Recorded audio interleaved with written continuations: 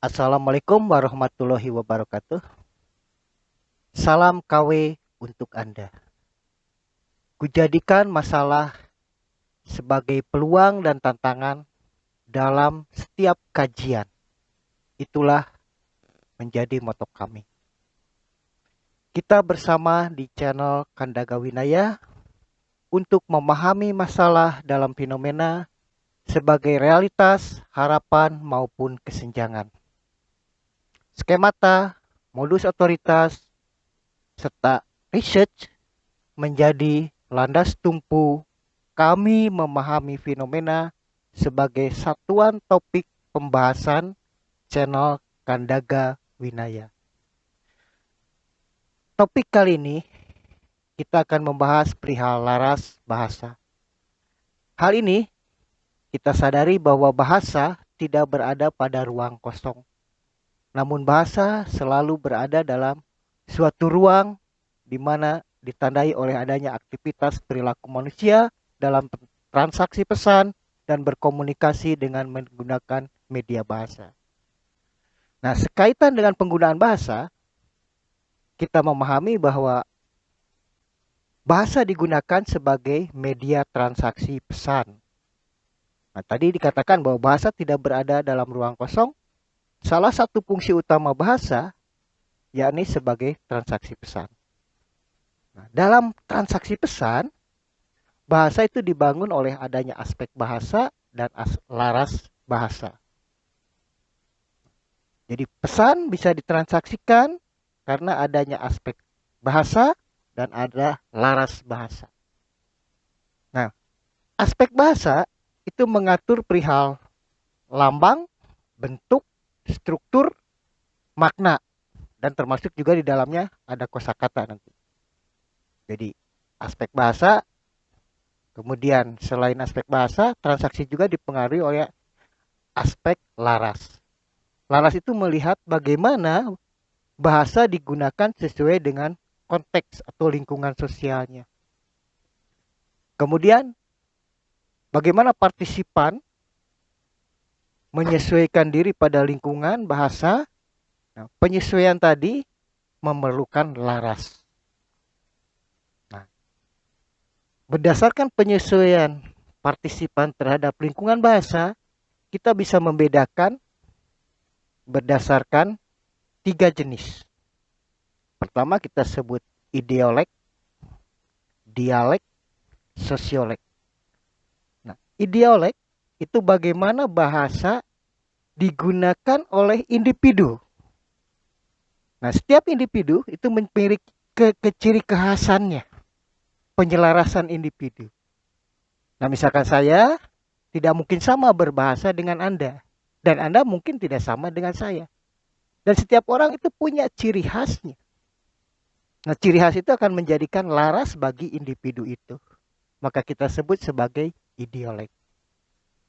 Kemudian, suatu wilayah juga memiliki keciri khasannya dalam menggunakan bahasa di lingkungan itu. Maka itu disebut dialek. Jadi dialek, penyesuaian bahasa diakibatkan faktor geografis. Ya, meskipun satu jenis bahasa, ketika dia berada pada wilayah lain, dengan wilayah lain, itu akan menghasilkan sebuah laras akibat domisili atau akibat geografis. Maka itu disebut dialek. Nah, di dalam perilaku bahasa juga, bahasa biasa digunakan dalam sebuah komunitas, sebuah kelompok. Nah, penggunaan bahasa dalam kelompok itu, maka itu kita sebut sebagai bahasa laras sosiolek. Nah, jadi laras itu akan melihat bagaimana bahasa digunakan dalam transaksi pesan diakibatkan penyesuaian partisipan terhadap lingkungan bahasanya. Bisa akibat individu memiliki kekhasannya, maka kita sebut ideolek. Akibat wilayah, kita sebut dialek. Dan akibat komunitas atau kelompok, maka kita sebut sosiolek. Jadi sebuah transaksi pesan itu akan dibangun oleh adanya pemaduan antara aspek bahasa dan laras bahasa. Nah, itu nanti saling transaksi. Lambang mana tepat digunakan untuk apa? Oke. Jadi, dengan kata lain, laras bagaimana hubungan bahasa dengan fungsi sosial. Atau nanti kita bisa lanjutkan dengan kajian yang disebut dengan sosiolinguistik. Nah, selanjutnya kita masih bisa melihat ragam laras, bedakan dari sifatnya sekarang. Atau keformalan laras tadi. Bagaimana sifat formalitas sebuah laras bahasa di dalam suatu lingkungan didasarkan pada partisipan, kita bisa membedakan menjadi 5 sifat laras. Yang pertama laras beku. Kedua laras resmi. Yang ketiga laras konsultatif. Keempat laras santai. Dan laras akrab. Nah, bedanya apa? Laras dalam ragam ini.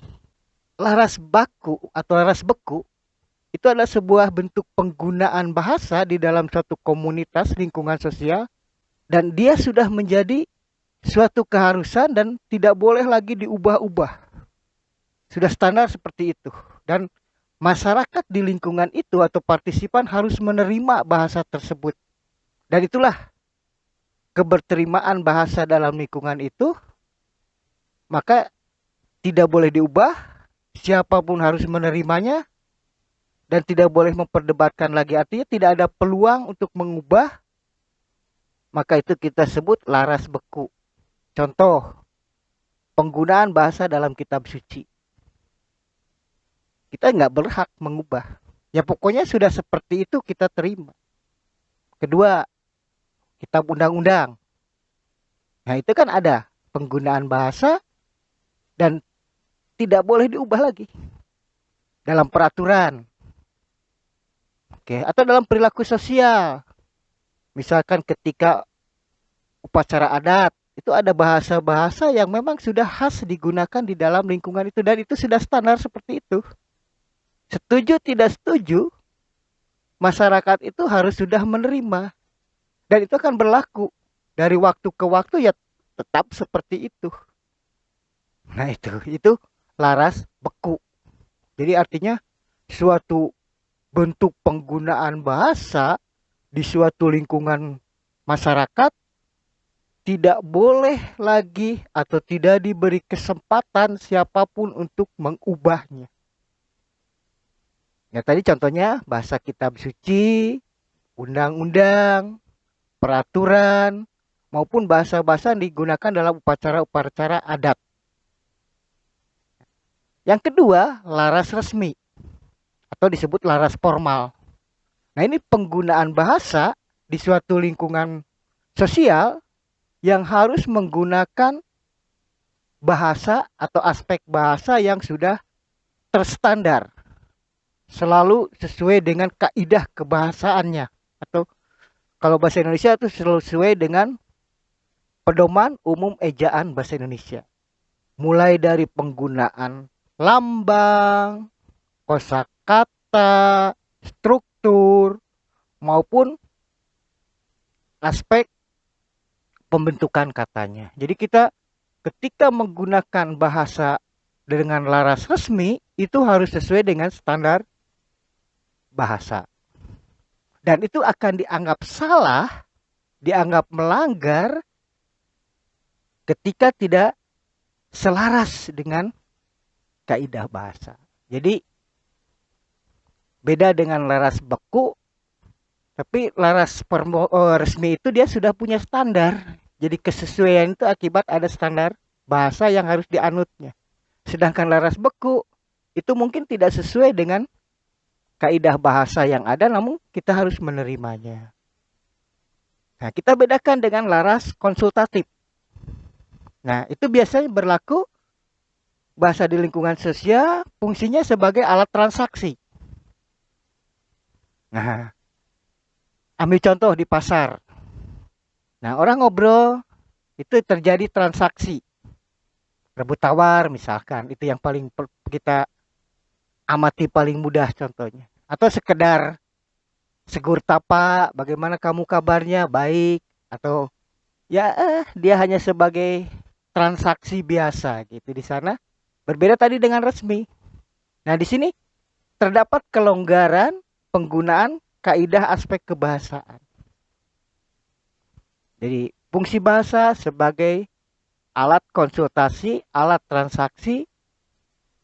Kita bedakan yang berikutnya. Laras santai. Laras santai itu nanti kita bedakan lagi dengan laras akrab. Nah, ini. Perbedaannya apa? Laras akrab itu biasa digunakan dalam suatu komunikasi di lingkungan suatu lingkungan interaksi, namun antar partisipan itu tidak saling mengenal. Secara pribadi ataupun sosialnya kita tidak begitu mengenal, tapi kita melakukan transaksi, komunikasi. Contoh kasus, misalkan kita sedang berada di terminal bis, tiba-tiba ada orang duduk di samping kita atau di samping saya ngobrol dengan dia. Dan saya tidak tahu siapa dia. Nah, biasanya di sana terjadi komunikasi, dan komunikasi itu sifatnya atau kita sebut pada kategori penggunaan laras akrab. Jadi terjadi transaksi, terjadi komunikasi, namun antara partisipan satu dengan yang lain tidak saling mengenalnya. Oke. Terakhir, laras santai. Nah, laras santai itu biasanya digunakan karena sudah saling mengenal satu dengan yang lain, sehingga bentuk komunikasinya pun terjadi bebas. Dia tidak terikat oleh aturan formal, dan satu dengan yang lain sudah saling mengenal. Biasanya itu kalau terjadi interaksi di sebuah lingkungan keluarga atau di sebuah pertemanan, soulmate lah istilah sekarang, kan kita sudah tidak mau melihat batas. Jadi ada beda antara laras akrab dengan laras santai. Kalau akrab masih ada sekat karena antar partisipan tidak saling mengenal. Ya misalkan kita di bis, waktu naik bis itu baru satu seat, tiba-tiba di perjalanan ada yang naik seorang lagi. Masa kita diam terus? Nah, ketika terjadi interaksi, maka kita menggunakan laras akrab. Jadi masih ada jaraknya. Oke, nah itulah kita melihat laras dari sifat keformalannya. Nah, sekarang kita lihat bagaimana fungsi laras, fungsi aspek bahasa dihubungkan dengan teks. Teks kita lihat atau kita batasi sebagai media transaksi pesannya. Nah, misalkan saya sedang ngobrol dengan Anda, atau saya sedang menjelaskan seperti itu. Nah, yang sampai di telinga Anda, atau yang ada pada penyimak, itu penghubungnya disebut teks. Nah, jadi teks itu sebuah wujud penggunaan bahasa ditransaksikan antara partisipan dan di dalamnya itu ada pesan. Nah, jadi teks bisa kita pilih, ada teks lisan, ada teks tulis. Ya, misalkan saya tanya apa kabar? Nah, mungkin Anda bisa menjawab kabar adalah sebuah kalimat tanya, boleh saja. Atau kabar, tiba-tiba Anda menjawab, alhamdulillah Pak, sehat. Nah, itu akibat ada teks yang saya sampaikan. Nah, demikian pula tulisan. Nah, jadi teks tidak saja dipahami sebagai tulisan. Teks juga bisa berbentuk teks lisan atau teks audio. Nah, di dalam teks itu berfungsi sebagai alat transaksinya. Nah, saya ngobrol panjang lebar seperti ini, mungkin teks yang pesan yang Anda tangkap, yang saya transaksi, oh itu sedang menjelaskan tentang ragam bahasa dan laras. Kan itu saja satu poin. Tapi ngobrolnya ngalir ngidul. Intinya kita hanya bicara tentang ragam dan laras bahasa. Tapi teksnya bisa kita lakukan, kita gunakan lebih dari 15 menit misalkan. Nah, mengapa teks bisa terbentuk? Ya karena ada unsur organisasionalnya dan ada unsur pragmatisnya. Yang mengatur tentang kepragmatisan itu akan diatur oleh adanya penggunaan laras bahasa, sedangkan organisasional teksnya diatur oleh adanya aspek bahasa. Jadi ada hubungan antara aspek bahasa, laras bahasa, dengan teks. Aspek bahasa berfungsi sebagai pengorganisasi teks, sedangkan pragmatik itu sebagai penghubung antara partisipan dengan lingkungan penggunaan bahasa. Dan teks kita bisa bedakan, ada teks lisan dan ada teks tulis. Teks berfungsi sebagai media atau alat transaksinya. Jadi ketika kita berbahasa, pasti ada dua aspek, yaitu tadi laras dan kebahasaan. Dia menghasilkan teks, teksnya bisa kita pilih, ada lisan, ada tulis, dan kedua-duanya kita gunakan sebagai alat transaksi pesan. Oke? Nah, selanjutnya, kalau kita bicara tentang jenis laras, tadi ada salah satu ragam atau sifat laras yang masuk ke sifat atau jenis laras resmi. Nah, satu di antara jenis laras resmi itu antara lain adalah laras ilmiah. Ya. Laras ilmiah bahwa pengguna bahasa dia harus baik dan benar. Nah, mungkin kita sering mendengar berbahasa Indonesia lah dengan baik dan benar. Artinya, dalam laras ilmiah itu disebut baik ketika dia memenuhi aspek-aspek kebahasaan, sedangkan benar itu harus memenuhi aspek laras penggunaan dalam lingkungan sosial. Nah, kebahasaan baik itu apabila tata bunyinya, tata bahasanya, kalimatnya, istilahnya, penggunaan ejaannya, serta tata maknanya.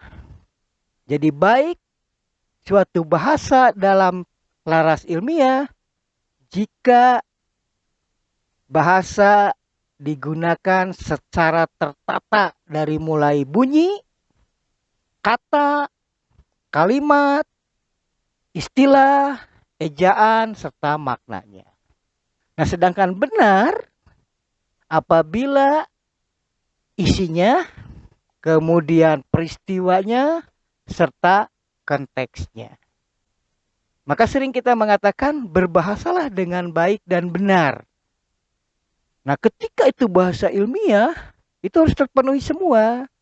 Tapi ketika larasnya berbeda, misalkan laras akrab, wah mungkin kita bisa abaikan penggunaan ejaannya. Kita gunakan tata kalimat yang tidak sesuai standar. Demikian pula kontennya tidak terbatas.